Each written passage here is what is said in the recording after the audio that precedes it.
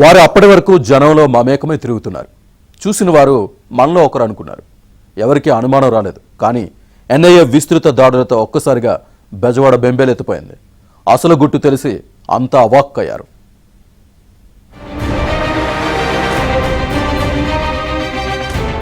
విజయవాడలో ఎన్ఐఏ దాడులు కలకలం రేపాయి.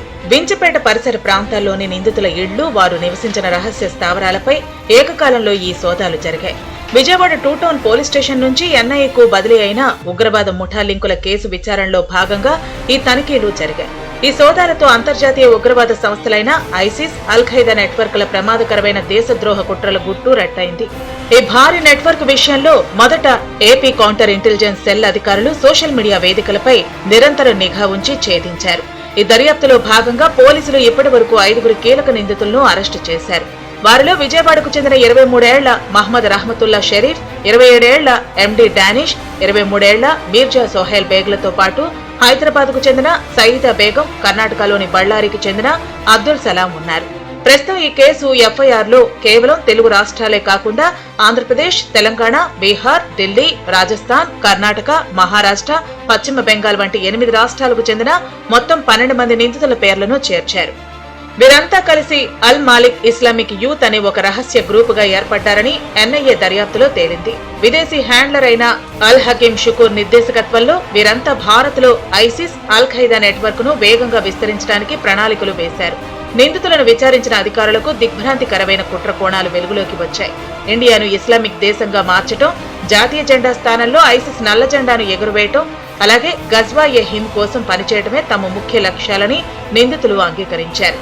ఇందుకోసం వారు ఇన్స్టాగ్రామ్, టెలిగ్రామ్ వంటి సోషల్ మీడియా వేదికలుగా Binance.com అనే రహస్య గ్రూపులను క్రియేట్ చేశారు.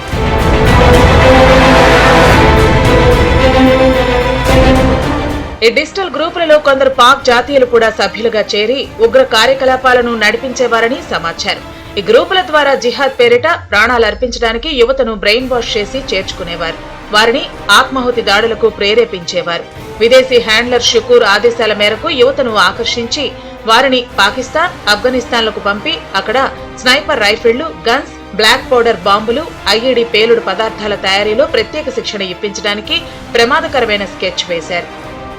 వీరికి అవసరమైన అత్యాధునిక ఆయుధాలు, పేలుడు పదార్థాలను పాకిస్తాన్లోని సభ్యుల ద్వారా సరిహద్దుల నుంచి సరఫరా చేస్తామని షుకూర్ హామీ ఇచ్చినట్లు నిందితులు ఒప్పుకున్నారు. ఇంతటితో ఆగకుండా సయీదా బేగం నాయకత్వంలో ప్రత్యేకంగా ఒక మహిళా వింగ్ ను కూడా ఏర్పాటు చేసి దేశంలో తీవ్రవాదాన్ని మరింత విస్తరించాలని కుట్ర పన్నారు. ప్రశాంతంగా ఉండే నగరాల్లో స్లీపర్ సెల్స్ గా ఉంటూ ఇంతటి భారీ వినాశనానికి ప్లాన్ చేయటం దేశవ్యాప్తంగా సంచలనం సృష్టిస్తోంది. ప్రస్తుతం నిందితులపై కఠినమైన చట్ట వ్యతిరేక కార్యకలాపాల నిరోధక చట్టం ఐటీ యాక్ట్ కింద కేసులు నమోదు చేసి ఎన్ఐఏ లోతుగా దర్యాప్తు చేస్తున్నారు.